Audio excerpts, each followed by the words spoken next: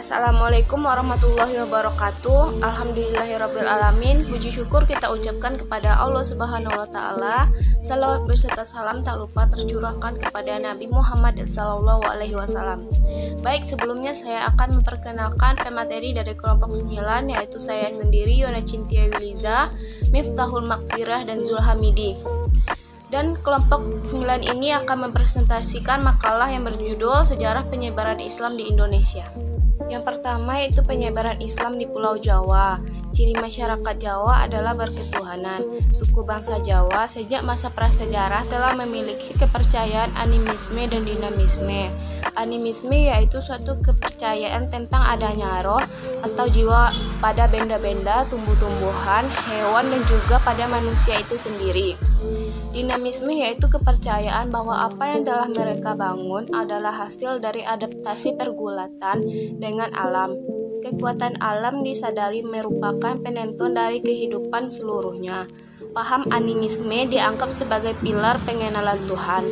Paling tidak orang Jawa akan menghayati yang menguasai animis atau anima atau roh.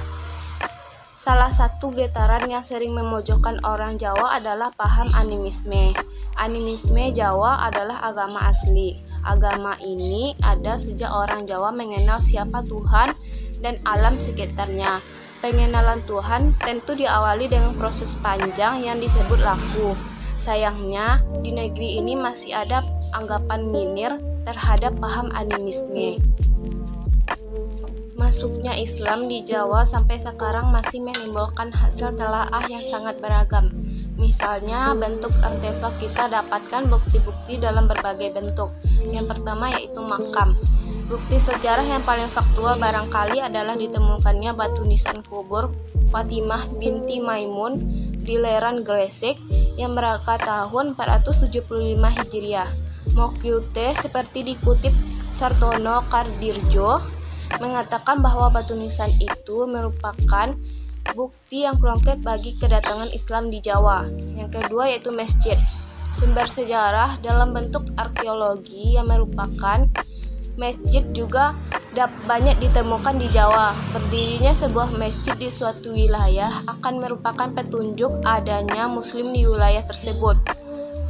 Masjid menjadi tempat utama tidak saja dalam beribadah kepada Tuhan, tetapi lebih dari itu berfungsi sebagai Islamic Center. Yang ketiga yaitu ragam hias. Dengan diterimanya ajaran Islam sebagai penuntun hidup yang baru di Jawa, lahirlah beberapa ragam hias baru yaitu kaligrafi dan stilirian. Prasasti berhuruf Arab pada makam Fatimah binti Maimun yang jauh lebih tua justru menampakkan segi keindahan dan dapat digolongkan ke dalam huruf Arab gaya Kufi. Namun prasasti dengan angka-angka Jawa kuno pada nisan-nisan Triloyo tampak luwes dan tidak kaku. Yang keempat yaitu tata kota. Dalam masa Islam di Jawa muncul kota-kota baru di wilayah pantai dan pedalaman seperti Damah, Cirebon, Benten, Pajang, dan Kota Gede.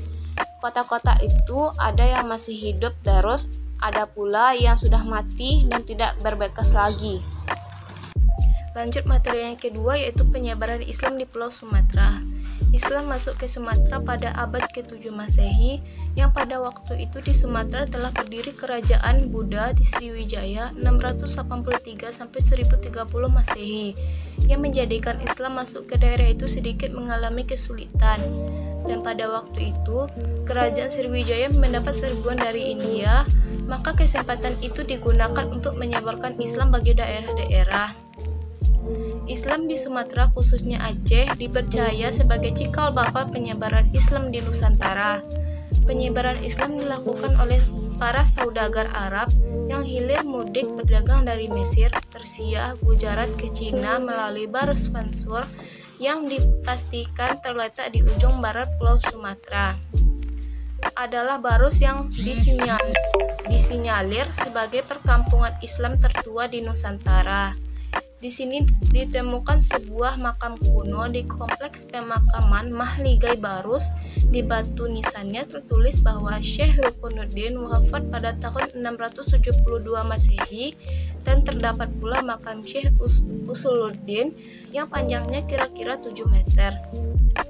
Ini memperkuat dugaan bahwa komunitas muslim di Barus sudah ada pada era itu.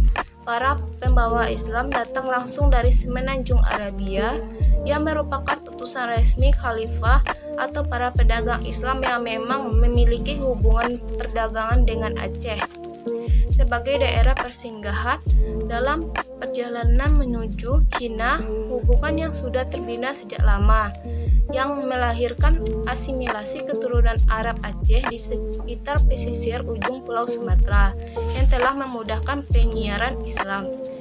Islam telah berkembang di Aceh pada abad ke-7. Keberadaannya dibawa oleh para saudagar Islam Arab dan bukan merupakan misi khusus penyebaran agama lain. Dari perdagangan masuknya Islam ke daerah Sumatera juga dipengaruhi oleh kerajaan-kerajaan yang ada di Sumatera dan dakwah-dakwah dari wali-wali atau ulama yang ada pada saat itu. Dari Kesultanan Aceh ini, kemudian pengaruh Islam menyebar ke seluruh Nusantara. Bukti-bukti penyebaran kebudayaan Islam masih dapat dijumpai hingga kini. Di antaranya adalah masjid dan makam-makam. Ketiga, faktor penyebaran agama Islam di Kalimantan Barat. Ekspedisi mereka berjalan dengan lancar. Setelah itu Datuk Ri Bandang kembali ke Makassar dan Tuan Tunggang Parangan menetap di Kutai. Pada masa itulah Raja Mahkota mulai menganut ajaran Islam.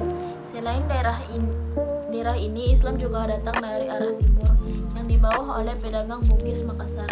Masuknya Islam ke Kalimantan Timur dimulai pada abad ke-17, berawal dari kerajaan Banjar yang berasal dari Kalimantan Selatan yang dikomandai oleh Datuk Ri Bandang dan Tuan Tunggang Parangan. Islam yang datang diterima dengan baik oleh kerajaan Kutai dan kemudian berubah menjadi kesultanan pada abad ke-18. Sultan pertama pemerintahan di Kesultanan Kutai adalah Sultan Haji Mahmud Idris 1732 sampai 1739. 1. Perkembangan Islam di Kalimantan Timur. Kerajaan Islam di Kalimantan Timur adalah Kesultanan Kutai yang merupakan kelanjutan dari Kerajaan Hindu Kutai, partai negara yang sudah berdiri sejak tahun 1300. Masuknya Islam di Kalimantan Timur dimulai pada abad ke-17 yang berawal dari kerajaan Banjar yang berasal dari Kalimantan Selatan yang dikomandai oleh Datuk Ri Bandang dan Tuan Tunggang Parangan.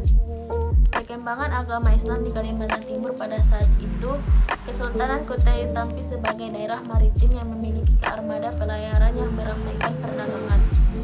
Hasil rempah yang dihasilkan Kesultanan Kutai diantaranya adalah lada, kopi, kopra, dan rempah-rempah. Sedangkan barang yang diterima masuk ke daerah Kutai yaitu sutra, porselen, dan lain-lain. Para pedagang dari Kesultanan Kutai sangat aktif berlayar di Kepulauan Nusantara, bahkan sampai ke Singapura, Filipina, dan perkembangan Islam di Kalimantan Selatan. Masuknya Islam ke kawasan Kalimantan Selatan melalui dua pintu.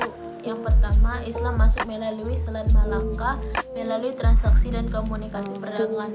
Kedua, Islam disebarkan oleh para dai yang sengaja dikirim dari tanah Jawa melalui perkawinan, perdagangan, dakwah, kekuasaan, dan kesenian.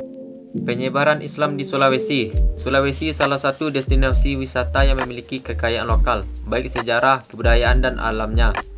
Lalu bagaimana sejarah dan perkembangan Islam di tempatnya eksotik ini?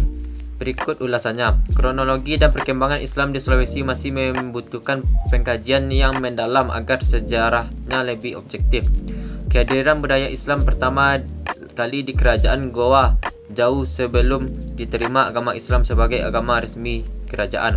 Agama Islam dibawa oleh Sumba Opu. Agama Islam masuk ke Sulawesi sejak abad ke-16, sejak masa kekuasaan Sobaya Eri Goa I Manggrarangi Daeng Mangarabia Karaeng Likyung Sultan Alauddin Awalul Islam Raja Goa ke-14. tetapi baru mengalami perkembangan pesat pada abad ke-17 setelah raja-raja Goa dan Talo menyatakan diri masuk Islam. Islam dinyatakan resmi sebagai agama kerajaan Goa pada tanggal 9 Jumaidil Awal 1051 Hijriah atau 20 September 1605 Masehi. Raja Goa yang pertama masuk Islam ialah Daeng Manrabia yang berganti nama Sultan Alauddin Awalul Islam. Sedang Raja Talo yang pertama masuk Islam bergelar Sultan Abdullah.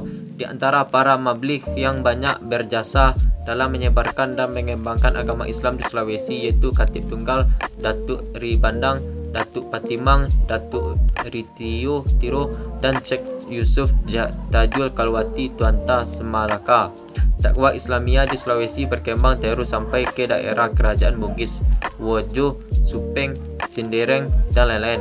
Suku Bugis yang terkenal berani, jujur, dan suku berterus terang semula sulit menerima agama Islam. Namun berkat kesungguhan dan keuletan para mubaligh, secara berangsur-angsur mereka menjadi penganut Islam yang setia. Penyebaran Islam di Papua versi Aceh. Menurut pendapat ini, Islam masuk di Papua melalui mubaligh Aceh bernama Abdul Ghaffar pada 1360 sampai 1374. Dalam buku sejarah masuknya Islam di Fakfak 2006 karya Pemda Fakfak, Raja Rumbati Ibrahim Bau menyampaikan bahwa Abdul Ghaffar dan teman-temannya mendarat di Fatagar Lama, kerajaan di Fakfak, setelah mencari rempah-rempah dari Maluku. Versi Arab. Pendapat ini menyatakan bahwa penyebaran Islam di Papua mulai dilakukan oleh Syarif Muaz Al-Katan di Patimunin, Fakfak. Syarif Muaz merupakan seorang sufi dari Yaman yang mempunyai gelar Syekh Jubah Biru. Syekh Muaz menyebarkan Islam di Papua pada pertengahan abad 16 Masehi. Versi Belanda. Pendapat ini menyatakan bahwa Islam di Papua berasal dari pedagang-pedagang Bugis melalui jalur Banda Fakfak, Seram Timur. Proses Islamisasi dilakukan oleh dua orang pedagang sekaligus mubaligh bernama Jainun dan Salahuddin dari Banda pada pertengahan abad 16 Masehi. Versi Bacan. Pendapat ini menyatakan bahwa Islamisasi Papua dilakukan oleh Kesultanan Bacan pada masa pemerintahan Sultan Muhammad Al-Bakir. Sekian makalah dari kelompok kami. Assalamualaikum warahmatullahi wabarakatuh.